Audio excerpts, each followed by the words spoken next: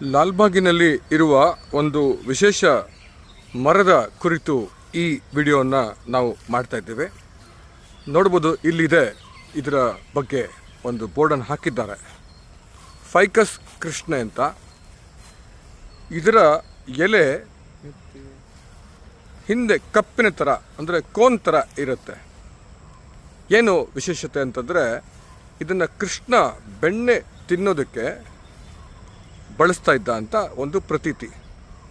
ಇನ್ನೊಂದು ವಿಶೇಷತೆ ಅಂತಂದರೆ, ಕೃಷ್ಣನ ಜೊತೆ ಆಟಾಡುವ ಎಲ್ಲ ಮಕ್ಕಳು ಈ ಗಿಡದ ಮೇಲೆ, ಈ ಮರದ ಮೇಲೆ ಹತ್ತಿ ಸುಲಭವಾಗಿ ಆಟ ಆಡ್ತಿದ್ರು ಅಂತ.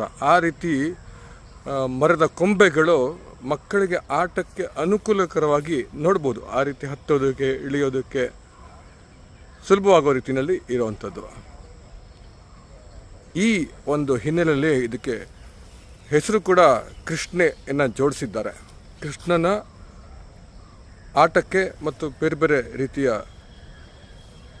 ಒಂದು ಹಿನ್ನೆಲೆಯಲ್ಲಿ ಇದಕ್ಕೆ ಹೆಸರು ಕೂಡ ಕೃಷ್ಣೆ ಅಂತ ಜೋಡಿಸಿದ್ದಾರೆ. ಇನ್ನೊಂದು ವಿಶೇಷತೆ ಅಂದರೆ, ಆಲದ ಮರದ ರೀತಿಯಲ್ಲಿ ಇದರ ಬಿಳಿಲುಗಳು ಕೂಡ ಬೇರೆ ಬೇರೆ ಕಡೆ ಹಬ್ಬಿರೋವಂಥದ್ದನ್ನ ಇಲ್ಲಿ ನೋಡ್ಬೋದು. ಈ ಕಡೆ ಇಲ್ಲೊಂದು ಮರ ಇದೆ, ಇಲ್ಲೊಂದು ಮರ ಇದೆ, ಹಿಂದೆ ಕೂಡ ಇನ್ನೆರಡು ಮರಗಳಿದ್ದಾವೆ ನೋಡ್ಬೋದು. ಈ ಮರದ ಕೂಡ ಹಬ್ಬಿಕೊಂಡಿರೋದಂಥದ್ದು ನೋಡ್ಬೋದು. ಇದು ವಿಶೇಷವಾಗಿ ನಮಗೆ ಆಲದ ಮರದ ಒಂದು ಹಿನ್ನೆಲೆಯನ್ನು ನೆನಪಿಸುತ್ತೆ.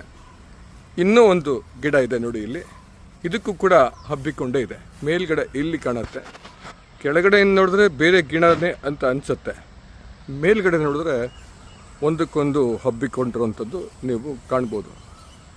ಈ ರೀತಿ ವಿಶೇಷವಾದ ಮರವನ್ನು ನೋಡಬೇಕಂದ್ರೆ ನೀವು ಒಮ್ಮೆ ಲಾಲ್ಬಾಗಿಗೆ ಬರ್ಬೋದು. ಲಾಲ್ಬಾಗಿನಲ್ಲಿ ಈ ರೀತಿಯ ಅನೇಕ ವಿಸ್ಮಯಗಳ ಒಂದು ಮರಗಳ ಹಿನ್ನೆಲೆ, ಇದರ ವಿವರಗಳನ್ನು ಕೊಟ್ಟಿರ್ತಾರೆ. ಈ ವಿಡಿಯೋ ನಿಮಗೆ ಇಷ್ಟ ಆಯಿತು ಅನಿಸುತ್ತೆ. ನೋಡೋಣ ಬನ್ನಿ, ಈ ಒಂದು ಮರದ ಎಲೆ ಹೇಗೆ ಕೋನ್ ಅಥವಾ ಕಪ್ಪಿನ ರೀತಿ ಇರುತ್ತೆ ಅನ್ನೋದನ್ನ ನೋಡೋಣ. ತೋರಿಸೋ ಹೇಗಿರುತ್ತೆ ಅಂತ. ಇದು ಸಣ್ಣ ಎಲೆ, ಇನ್ನು ಸ್ವಲ್ಪ ದೊಡ್ಡ ಎಲೆ. ಇದು ಕೋನ್ ಅಥವಾ ಕಪ್ಪು ರೀತಿಯಲ್ಲಿ ಬೆಣ್ಣೆ ತಗೊಳ್ಳೋದಕ್ಕೆ ಹೀಗೆ ಬಳಸ್ತಾ ಇದ್ದ ಅನ್ನೋದನ್ನು ಪ್ರತೀತಿ ಇದು.